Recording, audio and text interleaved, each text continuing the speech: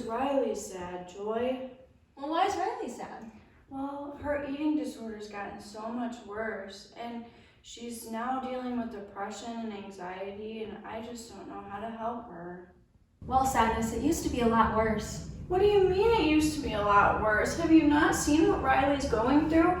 All this moping and sadness going on, and she's just so distraught about everything in life. What am I supposed to do to help her and make her better?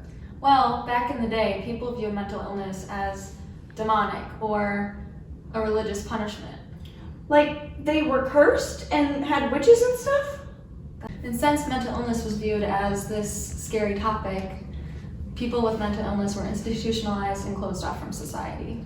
So they were just sent away to be sent from their families? They were just all alone? Mm-hmm. How is that supposed to help anything? So in these institutions, they were confined and usually lived in poor conditions and were mistreated.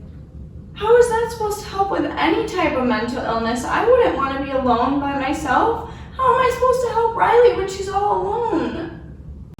Thanks to the Community Mental Health Centers Act, deinstitutionalization was enacted, and so state hospitals were shut down, except for those who were a harm to themselves. Well, I guess that helps a little bit, but I feel like there's more that we need to do to help her. So then, mental health was included as an essential health benefit. So that means Riley can get help from her insurance company? Mm-hmm. Well, that's good, I guess. So now health practitioners focus more on community involvement and advocating for the education on mental illness. Well, I guess that's a little bit better, but do they do any specific types of involvement with mental health? Well, there's telehealth. Oh, well, I guess that's a little bit better, but what else could we do to help her go through a little bit more of her mental health issues?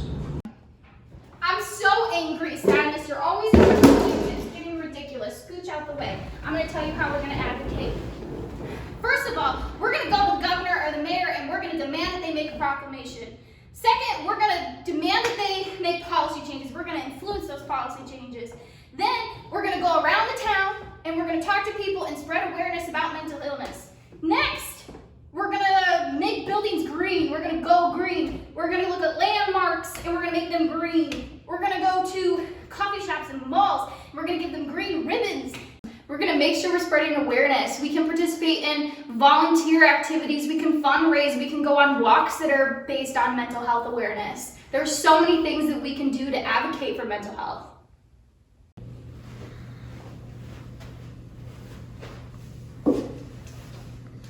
As much as you disgust me, anger, you have a point.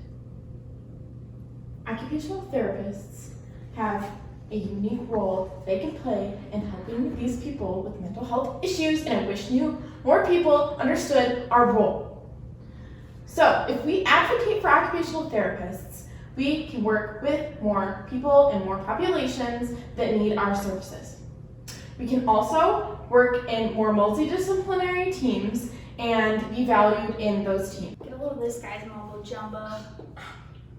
At least this was just trying to help Riley. That's true. I am trying to help. So, mental health practitioners often have been known to disregard the physical aspects of somebody's mental health issues. So, if they have some like depression or something, they might also have some physical issues going on. And so the typical mental health practitioners aren't going to always recognize that.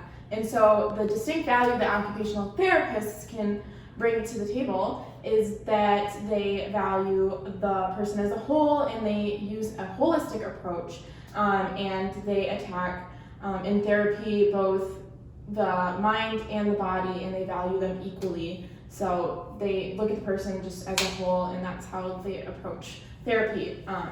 So that's OT's distinct value. So overall, occupational therapists help their clients with mental health conditions to adopt a healthy lifestyle specific to their needs and their wants to increase their overall quality of life.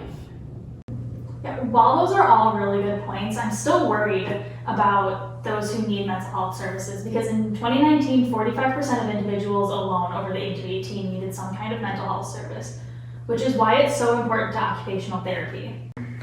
Occupational therapy services in the mental health setting can increase function and independence as well as increase the practice setting for occupational therapy. Thanks for joining me today, Riley. I'm so glad that you can help me get over some of my mental health issues.